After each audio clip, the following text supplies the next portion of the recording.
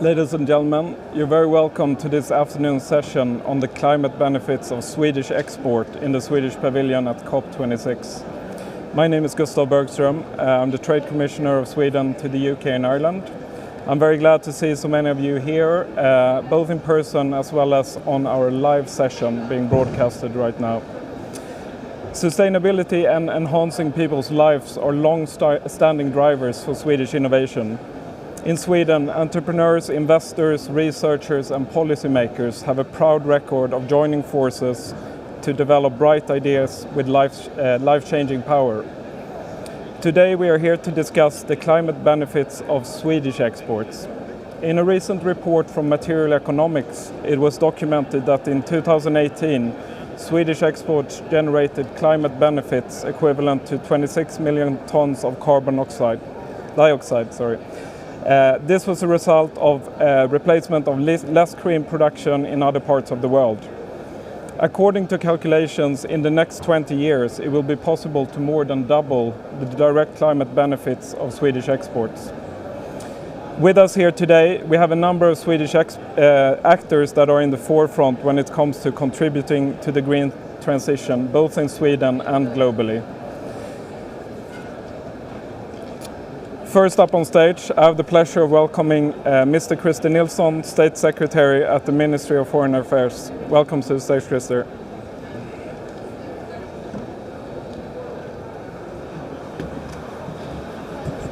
Thank you so much for inviting me to the stage and to the beautiful Swedish pavilion here at COP26 with the theme of pioneering the possible. I think that's part of the topic for this afternoon session, discussing what is possible and how can we scale up the implementation of what we see are the technologies and the products that are in the forefront. And of course, visiting COP, coming here, also shows that it's a sense of urgency. It has been for a long time when it comes to the climate issue, but we have the challenges presented in the recent IPCC report that underscores that we have to look into all the different possibilities we have. And this also strikes me that it's promising because walking around the different pavilions, meeting people in the corridors, meeting parts of the business sector yesterday, you see that there are lots of solutions. And many questions that comes to me like an evening like yesterday is how can we scale up? How can we create more reach for the possibilities? And businesses, innovators, scale-ups are looking into what could be the effect, what could be the contribution if our solutions could have a global reach. And of course, working as me as State Secretary on the Ministry of Foreign Affairs, working with trade, that's encouraging because that makes a very clear and positive task for us to work on when it comes to export and trade. And especially since I've been State Secretary, Minister of Environment many years ago.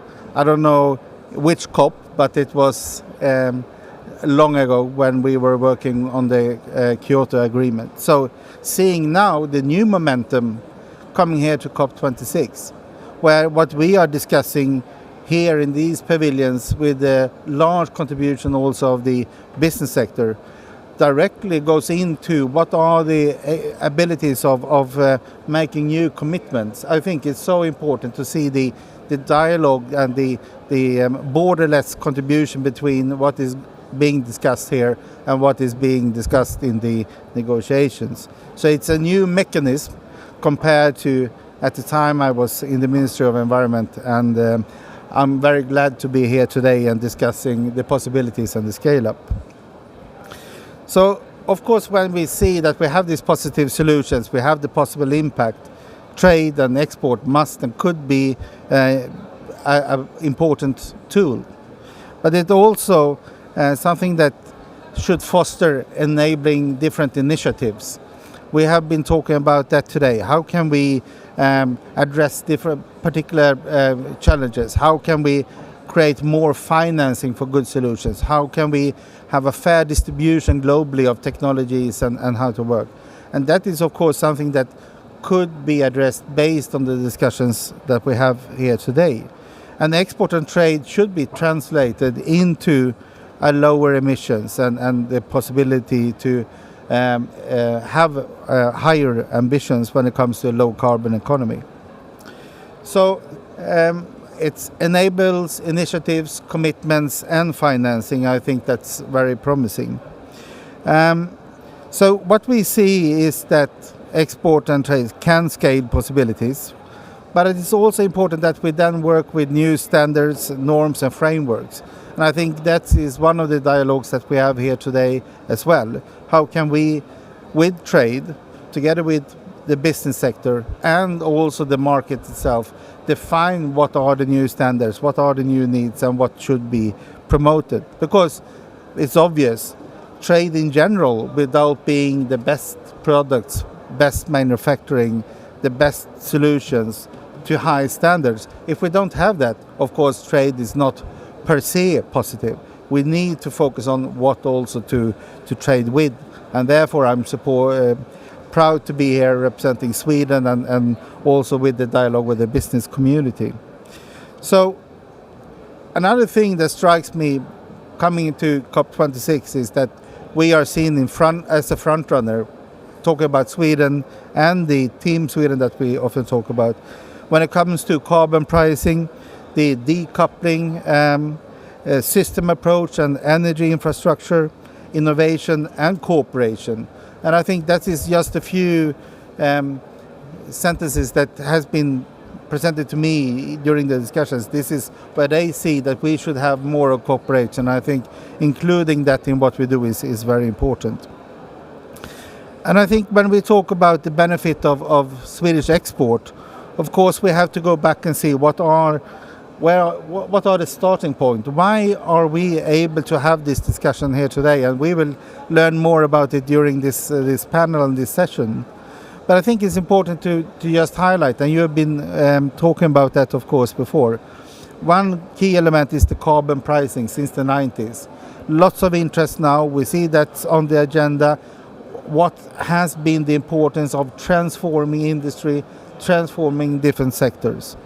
We have a discussion on how we have created infrastructure and production when it comes to the energy sector, focusing on renewables, but also low carbon technologies. And that is also something that we get lots of questions about, and that's a part of why we can stand here today on this topic. The high level of R&D that was mentioned by Gustaf in the introduction is of course something that has been important, and we are a leader in innovation. I think that's why we also can say that we pioneer the possible, we have technologies in the forefront, we have companies that are on the edge of being the real frontrunners in different sectors.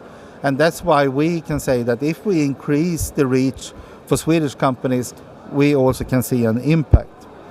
But we also have the society that has embraced the change, and we can say that it's absolutely true. We have decoupled economic growth from CO2 emissions.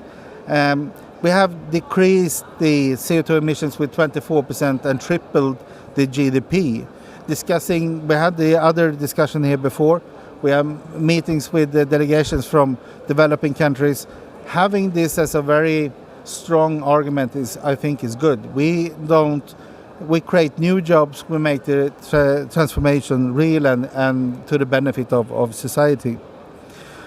So when it comes to the trade policy for climate and the different parts of what we are now working on a policy level, I think it's important to say that in general we work of course to increase the Swedish export on climate smart technologies. That's the first leg on this policy. We also work on the climate initiative that we want to take place on the WTO meeting in the end of November. And we also work on a new framework. I have taken national steps of changing and creating new framework for export financing to see what should we finance with our export credits and what should we not. Making the export credit system also be a part of the transformation and a part of what are the solutions that we want to promote. And these examples and these three priorities, I said export and increase export. This pavilion is actually a tool and a part of what we do together with the World Exhibition and Expo and what we do there. But also the bilateral agreements and discussions that we have with countries here, looking into how can we together make a change. How can Swedish companies be established in other countries? How can we expand innovation and the technology sharing? But we should also work within the EU to change the trade negotiations to include sustainability in a good way and also climate. Also working on the subsidies to fossil fuel that we have to raise. We have to develop the trade agreements in a very good way. We need to have green procurement. We have to have a starting point, as I said, at the WTO meeting with a climate agenda, saying what should be the achievements forward. How can we eliminate tariffs on green goods and services in order to work on how trade can be a part of scaling up to good solutions. And finally, reforming the agenda for the export credits. And we saw a small step by the other week where we are now taking the next step internationally, but also nations have a large responsibility, and we have made a reform for the Swedish system when it comes to export credits. So to summarize, I think we have lots of technologies that we can promote, and trade can be a part of the solution. And I think that trade and transformation is working in parallel. So by supporting trade and new technologies by export, we also include the perspectives of how to develop standards. What are the combination countries that we should work with? Other regions that we have to have initiatives on standards or technology transfer. How can we build capacity in countries to be a part of the trading scheme in general, but also when it comes to sustainability and climate solutions. So I think it's a very good insight to see that this is something that we do in parallel and should do in parallel. I just also want to say that you already mentioned, Gustaf, there has been different ways of calculating the positive effects of the Swedish companies and Swedish solutions when it comes to export. We will listen more to you, Magnus, when it comes to your work on this same topic. And I think as all different parts of policy making, this should also be based on the facts and the truth. And we have to learn more about how to calculate, how to create the systems. You talk about the transparency in the sector of knowing what are the comparable technologies, what are the comparable effects that we need to take. But I'm sure that what we see is it's a great potential, but we have to build the system. And I think this seminar, not only saying that trade and export could be a part of the solution, should also be a starting point for us discussing how can we create a framework and the system that enable us to bring it to international level. So I think partnership is needed. We have to work globally. We say pioneer the possible. We should pioneer the possible together. And let's act together. Also when it comes to export and trade for climate as a theme. Thank you very much. And I'm happy to be a part of this panel later on and listening to some of the experts that we have invited. Thank you.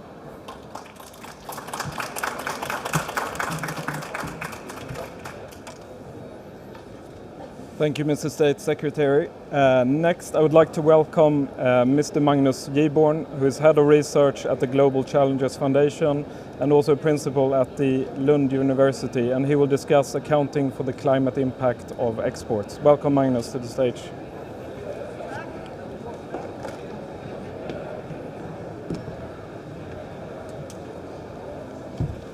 Thanks a lot. Do you hear me now? Okay, good.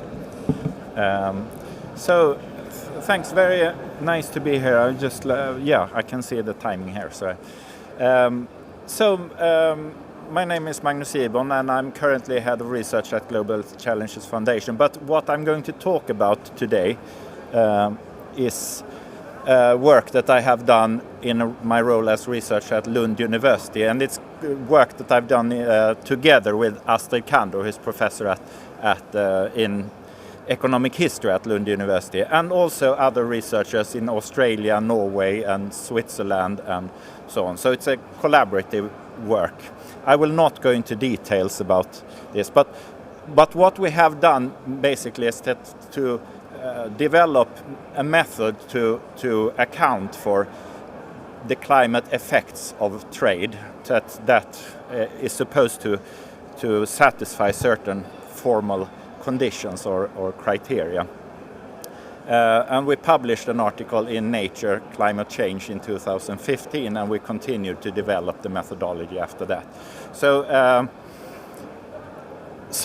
the first question then is why trade matters, and why it matters is that it's for climate mitigation, and nearly 1/4 or around 1/4 of the global emissions are related to traded goods.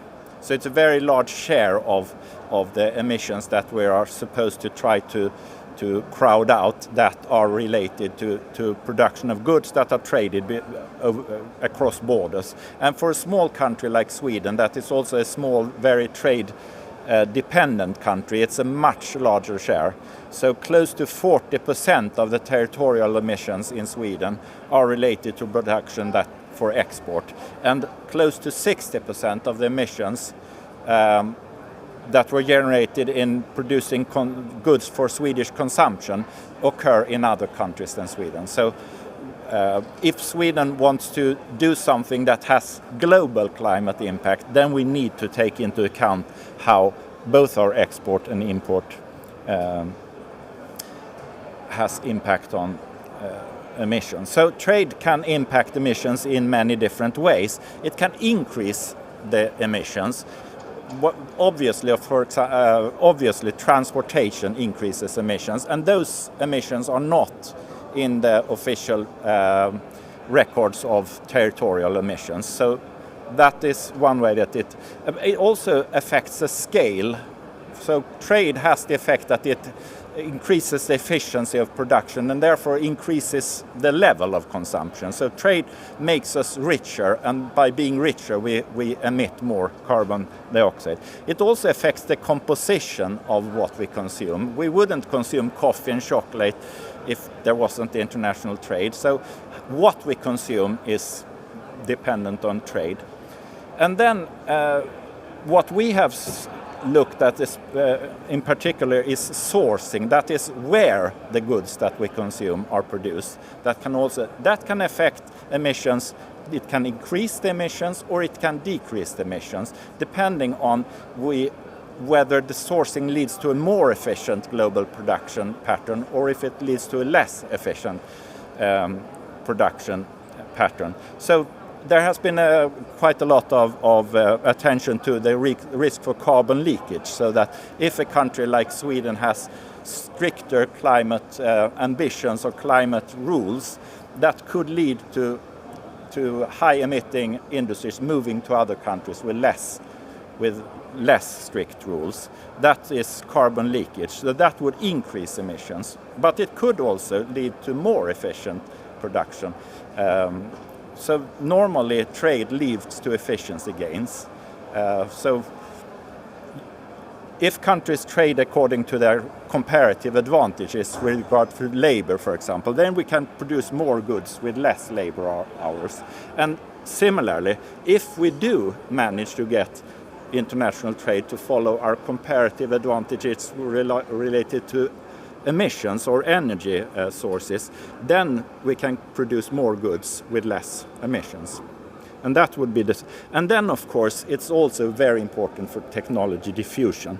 So, therefore, to be effective, national climate mitigation policy must take into account the impact of foreign trade on greenhouse gases in other countries. There's no point in reducing your domestic emissions in ways that increase emissions somewhere else. But also trade offers possibilities, especially for a small country like Sweden, to have a much larger impact on global emissions than what our size really.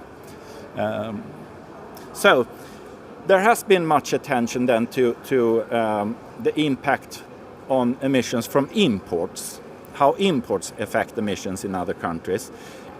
But there has been considerably less attention to how export impacts emissions in other countries. So there's been a lot of discussion about the need to take into account consumption-based emissions. We need to take a consumption perspective to our emissions.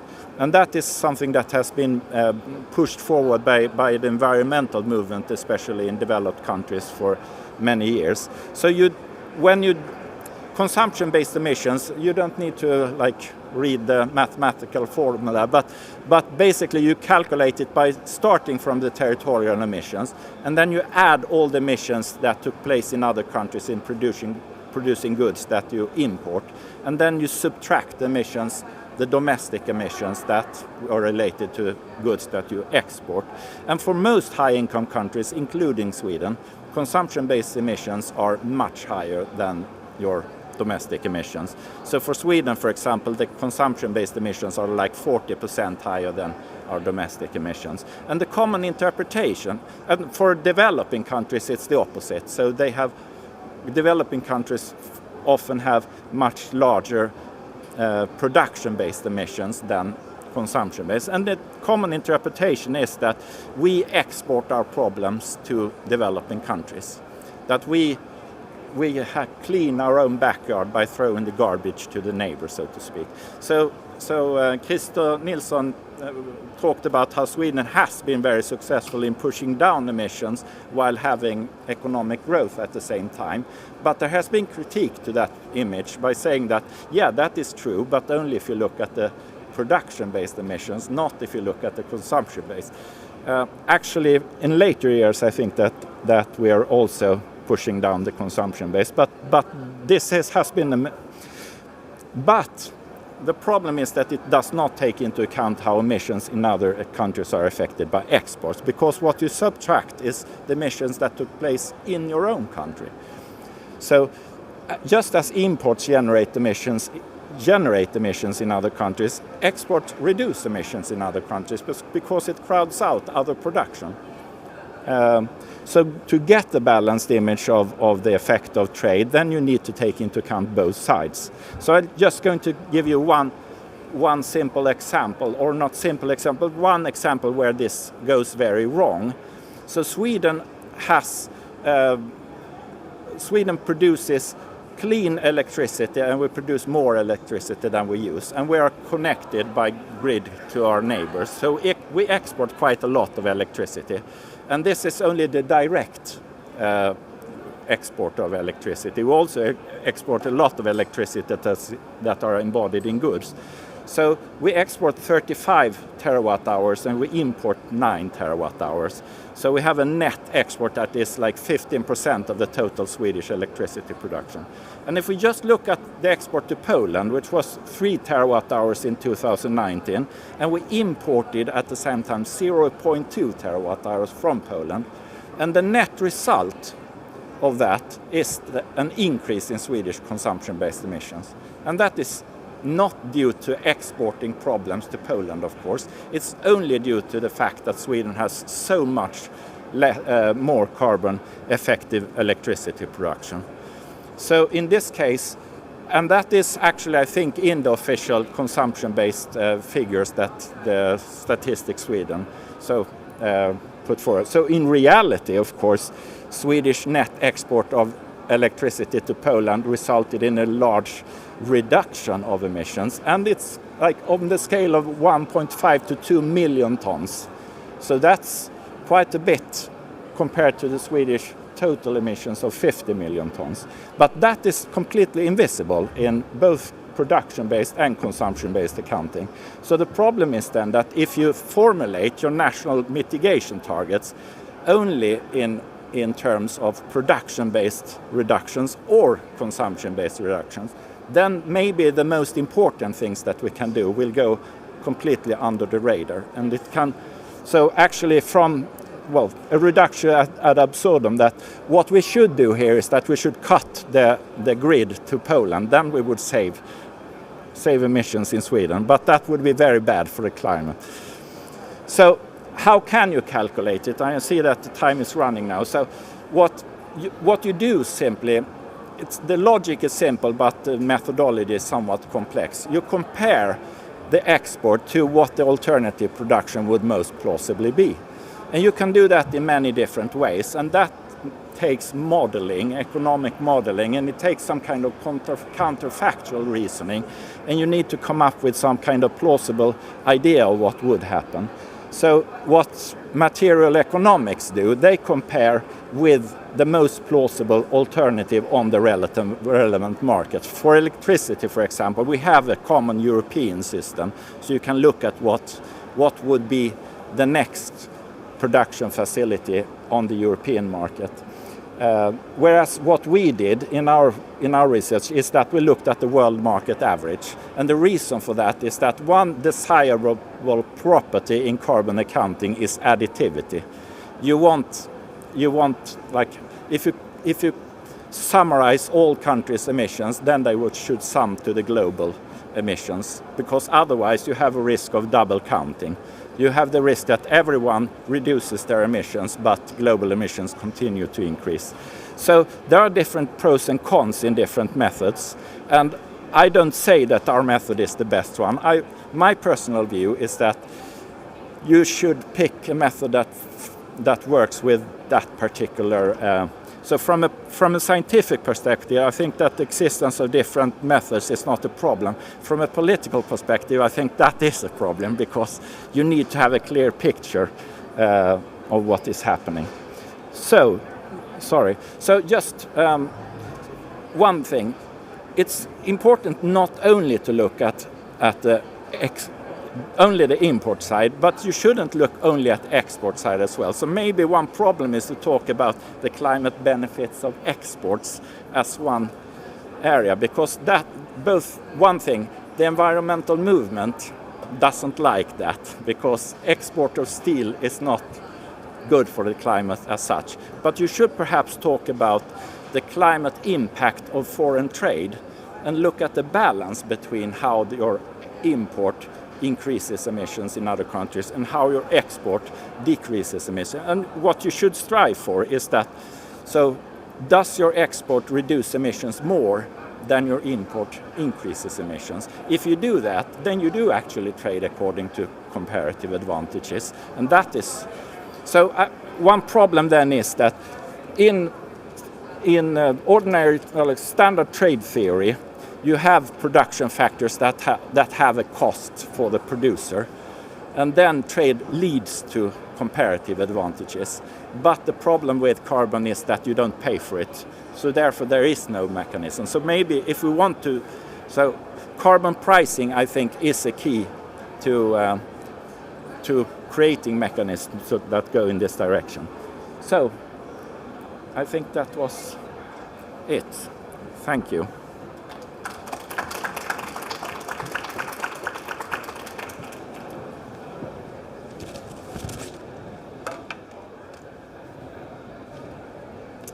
Thank you, Magnus. Very, very interesting session. So next up is our panel discussion, and I would like to welcome the panel participants to the stage.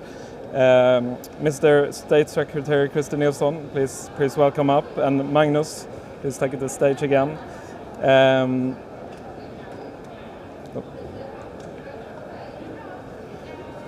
Okay, next up, Mr. Johan Söderström. Johan is an EVP EMEA at Hitachi Energy. Marie Trogstam, please come up. Marie is the Chief Sustainability Officer at AFRY. And then Tomer Shalit, who is the Founder and Chief Product Officer at ClimateView.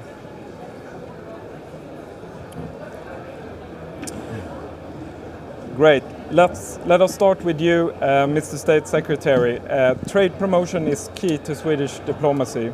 Considering that sustainability and Paris alignment is at top of the agenda of the government and part of the business model of Swedish companies, this implies a great potential for Swedish exports to contribute to global climate benefits. Could you please explain how Swedish export promotion works in practice? Yeah. Am I on? Yeah, yes. You hear me? Very good. I will just respond brief so we can also listen for the different panelists that joined us here. But I think it's important to say that we see directly that we have a possibility to make a change. I mean, we have different methods of course, calculating, but when we see that fossil-free steel could replace other productions of steel in manufacturing, in producing vehicles, in building steel constructions, of course, that is a direct benefit and reduces emissions. And I think that's important for us to say and see. Also, when we can help in building new infrastructure of energy production, for example, where we have the flexibility for the sourcing of energy, where we have the possibility of creating innovation, and we don't build in dependency on fossil fuels. I think that is clearly something that we can see as a benefit that is not maybe a possible trade-off between export and import. So I think politically we have to look at it on both a more complicated but maybe more simple way, where we are looking into the different alternatives. What we then do, and in practice, as you asked, very much is a discussion on being in dialogue with different countries. They have their national plans due to the Paris Agreement. They are looking for what are the possibilities for us to actually reach the targets. They know they have to transform energy sector, transport sector. They have to have more digitalization in order to make this possible. And they come to us and say, what are the solutions that you know? What are in the forefront when it comes to what your companies can do? Is it possibility to build a memorandum of understanding where we can share knowledge? Can we also build in a relation and possibly an investment with some of the Swedish companies? So it's a very proactive bilateral dialogue with many countries on this particular topic when they want to achieve their goals on the climate policy. And here we are doing that, and in Expo we are doing that, and next year we will have this conference in Sweden, Join Sweden, in pioneering the possible. So we are doing different activities on that river. Thank you very much. Over to Magnus again. I would like to ask you, Magnus, how do you see that Sweden can contribute to a green transition and reducing global GHG emissions through foreign trade? Yes, thank you. Yeah. So one thing is that, as we have heard, Sweden has one comparative advantage, or we have several comparative advantages here. And I think that we have very good access to cheap renewable energy, and that has been a very competitive advantage throughout the years. And we also have a strong industrial tradition in heavy energy intensive industry. And we should perhaps see that as an asset and not a liability when it comes to climate mitigation, because that gives us leverage, that gives us an opportunity to have much more. So we should to try to trade according to our comparative advantages. It's more important to decarbonize the steel industry than to transform the industrial structure to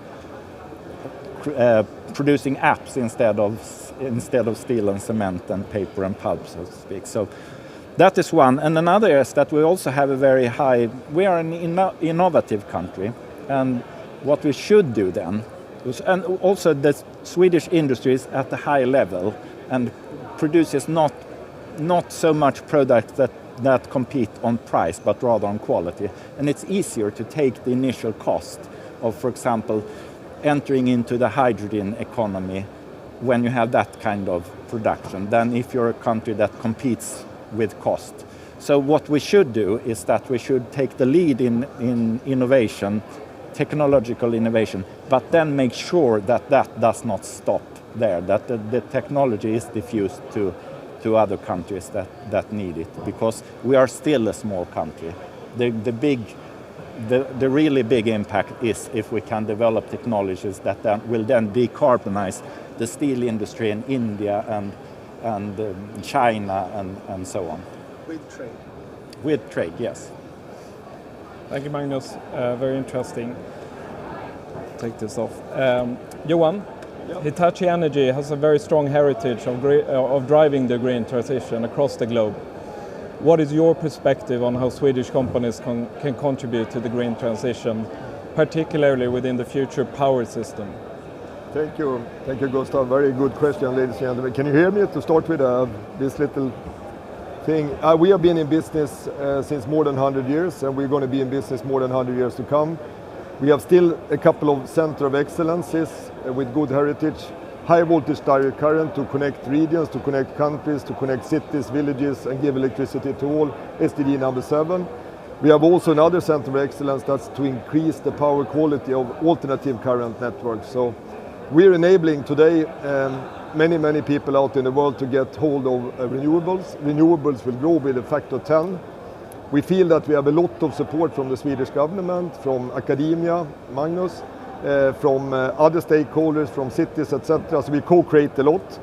We're also following a lot what's happening in Sweden on the industrial side, as you mentioned, with the Green Steel movement, where we are part of that as well. We want to buy green steel for our assets, and we want to be part of electrifying the companies. So I say that the future is very bright from that perspective in what we are doing. And also on Poland, I have good news on Poland. I don't think we should stop the link, because Poland is massively moving now to offshore wind.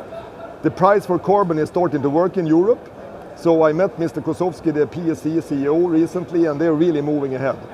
So I think from that perspective, it's really positive. And we are hiring. So if you're interested to go to Hitachi Energy, we used to be ABB, now we're Hitachi Energy, we're hiring. The CTO stands there, Gerhard. He wants to employ a lot of people, women and men, young and old. Thank you. Thank you. Can you hear me? I don't hear anything. Yes, very, very loud and clear. Thank you for that, Johan.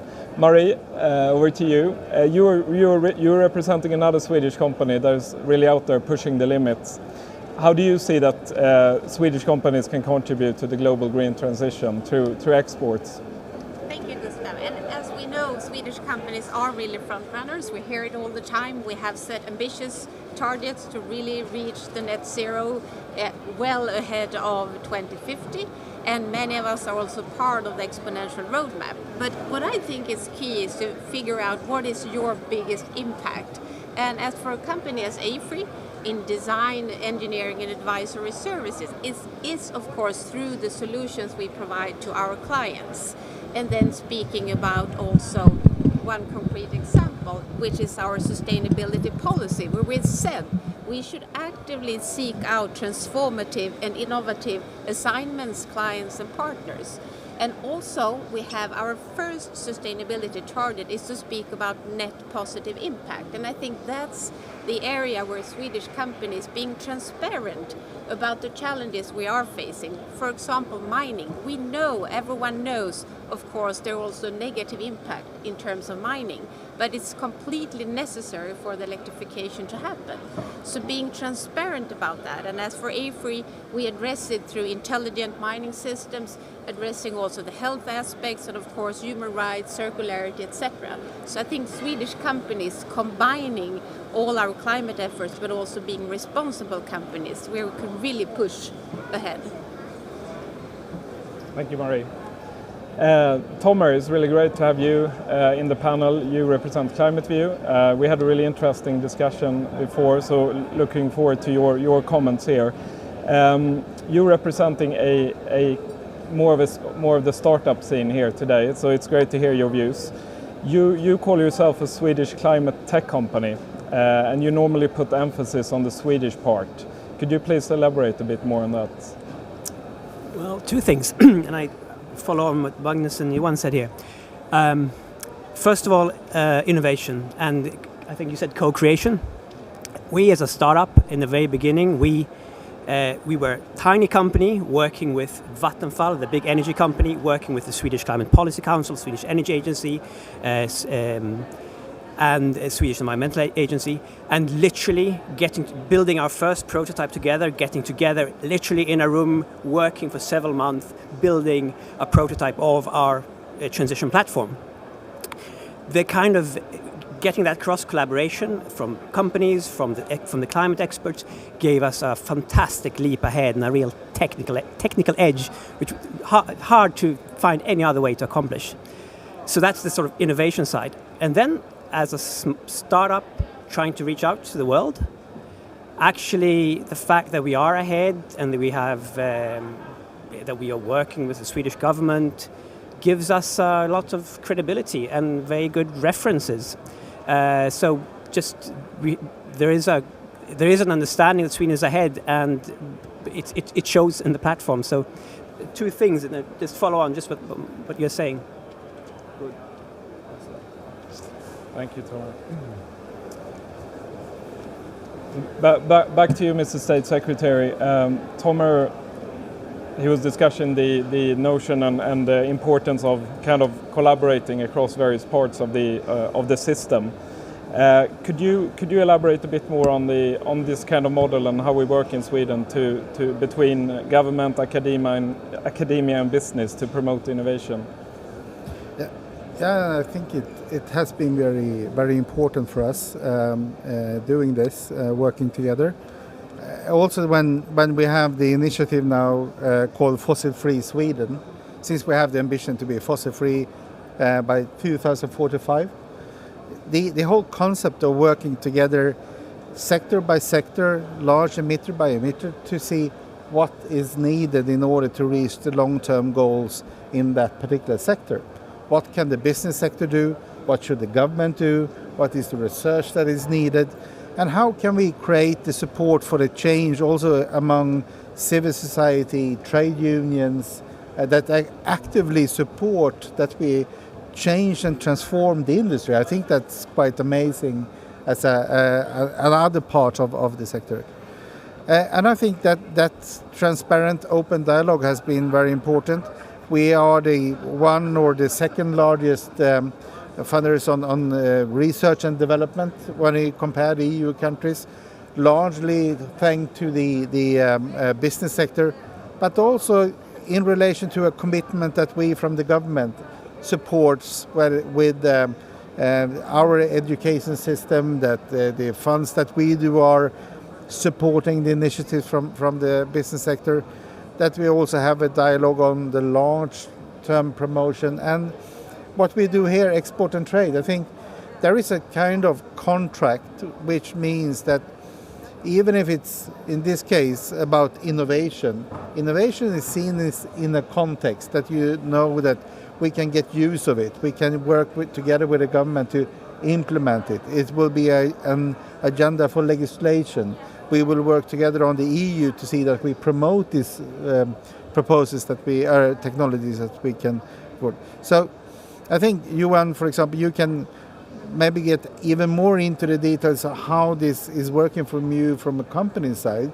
But for me, I would say that it's a long-term, broader perspective of cooperation that only in the innovation, which I think is more or less like a contract of that we do this together. And the fossil-free Sweden has been a new, innovative way of working that I think we see lots of the results today, where we in different sectors can say that we have the companies in the forefront with lower emissions in the manufacturing and the products. And maybe one last comment. I think what that approach have meant for us is that we have changed and transformed manufacturing. And I think that's important because that also means that you bring in the suppliers, the different sourcing, but also working on the different markets. So I think by transforming manufacturing, we have had an impact that is broader than just working on sourcing or products. Manufacturing has been, and transforming industry has been the key in the whole value chain, which I think is an advantage with how we have focused and worked together. Thank you. Johan, would you like to pick up on that question? A long timer in Swedish industry, more than 35 years, and I can reflect that the collaboration piece has been super instrumental. What I want to add is that the collaboration with the startup companies has been really beneficial. In the beginning, we were a little bit like Secret Service. In the big companies, we didn't allow startups to come in and enjoy our laboratory investments, etc. Now when we have done that in a much better way, we have been able to co-create, and we learn a lot from the startups, and some of the startups are growing quicker than us as well. So it's a phenomenal thing that's happening. And then academia as well, super important, and the support from organizational bodies like Vinnova setting up the financial piece. But Marie is onto it. If you're really committed transparently to sustainability, then you make business out of that, because transparency is paying off. Capital also go to green companies for real now, and that's a real good shift. So I think that is a really good shift. Thank you, Johan. I know, Magnus, you wanted to comment. Yes, I just wanted to point out one other thing that Sweden could actually do to improve this, and that is on the more global political level. So what we want to do is to use trade as a tool to promote climate mitigation, and it could be an effective tool by making trade or making production more efficient. But there is a mismatch between trade rules and global climate goals. And Sweden could take it, like being a very trade-dependent country that has an ambition to use trade in this sense. We could also take the lead in how can we align the WTO rules better with the climate goals, for example? How can we make the UNFCCC and the WTO work together to make sure that we use this tool as efficiently as possible? Challenge accepted. Thank you, Magnus. I'd like to come back a little bit to the collaboration aspect and ask you, Marie. I know that you at AFRY really emphasize the importance of being transparent about the challenges ahead. Would you like to expand a little bit more on that? Yeah, I could build on what we already said, and that is, once again, the holistic view. We'll need to look at the full value chain and the different dimensions of sustainability. Of course, the climate is in focus, but we also need to bear in mind that biodiversity is kind of the major challenge coming. So we need to tackle those challenges simultaneously, but also transparency comes together with bravery. And as for AFRY, we said, to really walk the talk and show, as of 1st January this year, we said we are not entering any new coal-built fired power plants, just to show by concrete measures this is the way forward.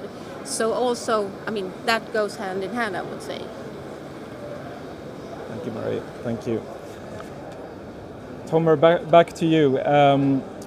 And coming back a little bit to the export question, how do you see that Swedish exports and the Swedish sustainability brand opens up doors for you globally? I know you've been opening up doors in America. We discussed that before. Could we please discuss that a bit? Well, very concrete. It opens doors. By joining forces with, say, Business Sweden or one of the large corporations, we get into rooms that a small startup would never have a chance to do otherwise, but we come with a lot of support, and really makes a difference. Thank you. I don't know if we have any comments from anyone or any points you'd like to bring up.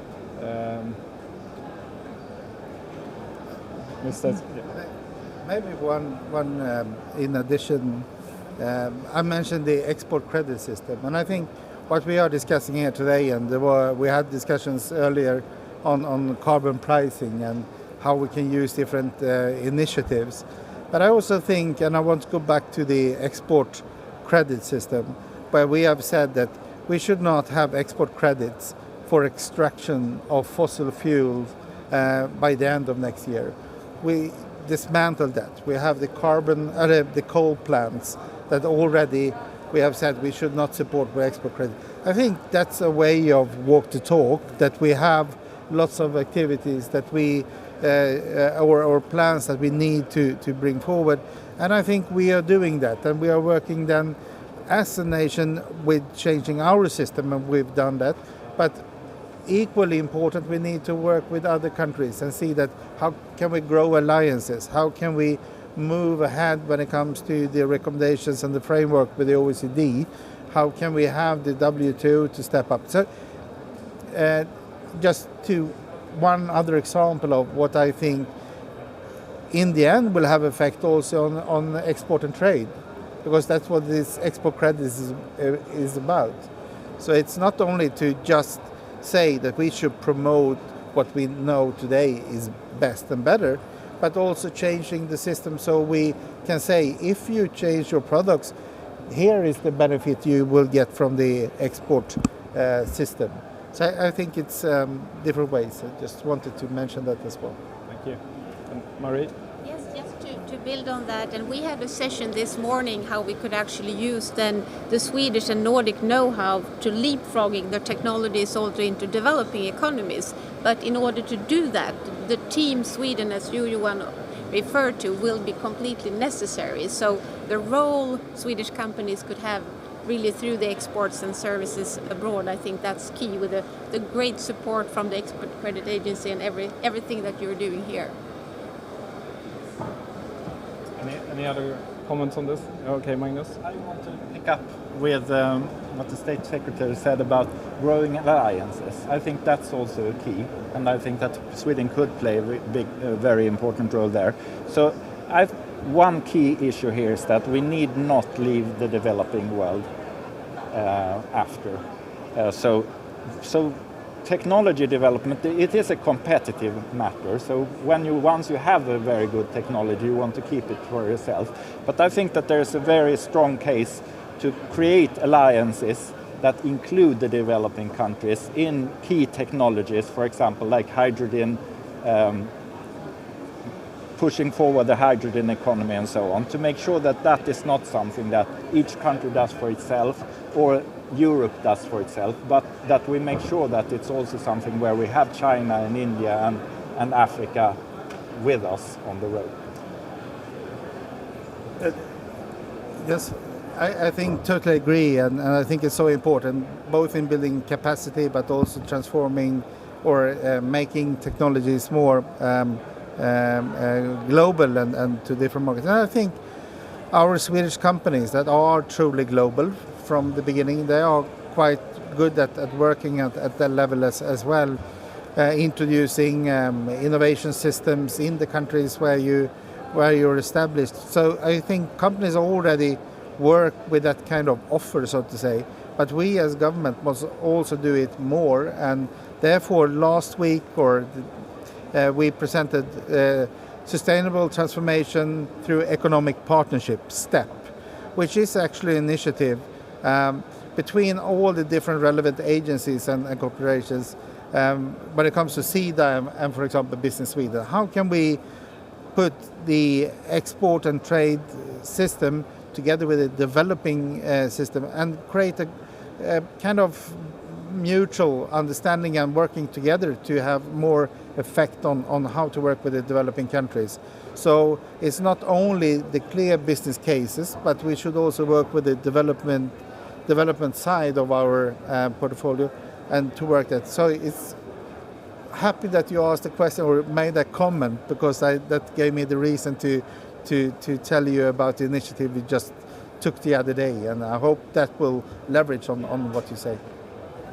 Thank you. Johan. We are a global company and we work in almost all countries, and we need to do more. We had a panel yesterday where we talked about the Angola project, where we supply digital substations, also financed by EKN SEK, and providing electricity and also local jobs in Angola. We had a discussion here where we want to invest more into Nigeria step by step, and we are already big in South Africa. We want to be bigger. We talked to one of our big clients yesterday. So I think it's important that Sweden is Sweden, but we also can find coalitions and how we can get the finance system for Sweden married to the Japanese system now to get even more money to spend on the right way to accelerate the transformation also all over the world, also to the countries who need it. Yeah, we follow up that discussion in 10 minutes. How we will I know, merge we have this. a meeting. That's very good. No, but I also forgot also mentioning what I think about building alliances. When we are here now, we talk with the large institutions, we talk with the World Bank. I think it's important, to your point, Johan, that we saw it's not only the sourcing of financial resources that we have in our portfolio, it's also about working internationally to support, but also together with other countries, of course. So being a small country, I think we have had the history of working in partnership and with like-minded, and now it's even more important. So yeah, we will do that. Thank you. I'd like to ask you, Tomer, here, because we're touching the financing side of things, and there is a new climate tech wave in Sweden. You are really part of it. You raised funds here during the spring, I believe. Could you elaborate a bit more on the kind of innovation coming out of Sweden at the moment? Well, it's very concrete. There's quite a few climate tech companies in Sweden that have got substantial backing, funding from VCs. I think it's a bit of the Spotifys and the Klarna and that wave of good engineering, good Swedish engineering culture and innovation. And now people are waking up and want to use that innovation and that technology for more important purpose. And we have the ecosystems. And we actually have some of the money, which sort of gets feed back into the system. So there's happened a lot just the last few months. It is a bit of a wave, yes.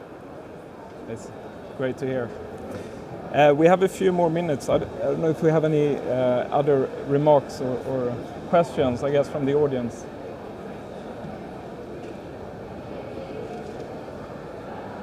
While you think of the question, it's a good with all your comments because it reminds me of what we do, and I have the reason to tell you. But what we also discussed in the D9+, which is a like-minded group of European countries that want to be the front runners when it comes to digitalization.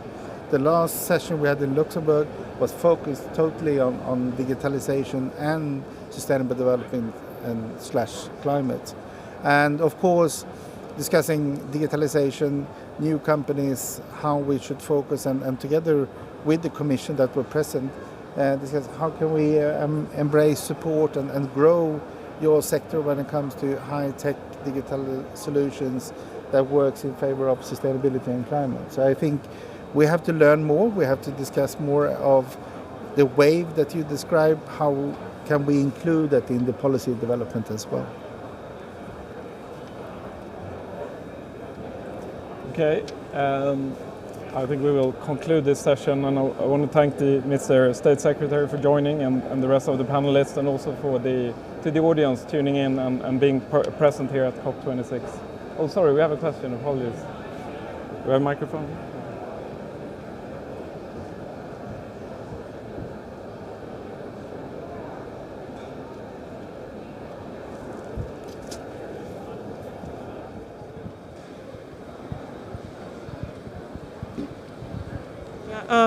I would like to, because I'm particularly interested in technology transfer to Africa, and we do know that Africans do not have the financial means to afford these technologies. And even if maybe the government will allow you bring those technologies to Africa, but will the local people, like the grassroots people, be able to afford these technologies?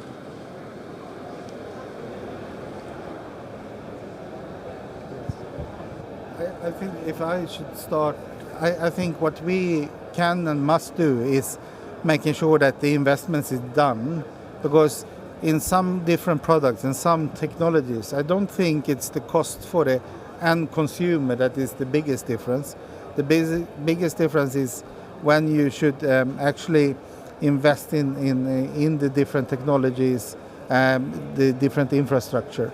And there we can do a lot, and we do that, and must have the dialogue and the initiative I said together with the different agencies of the government is important, that we talk to the World Bank.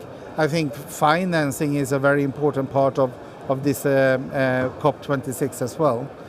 But having said that, I think that we should of course also see that we have capacity building when it comes to implementation of the digital solutions, for example, working with that in different means and for the broad perspective of people. And I think the dialogue you had before, the different panel, the panel before, actually addressed that question. And maybe some of you that participated there can fill in, but I think there are lots of available programs for that kind of development. But for sure, really important. Magnus, you raise your hand. Yes, thank you. I want to thank you for the question, because I think that is the real challenge of climate change.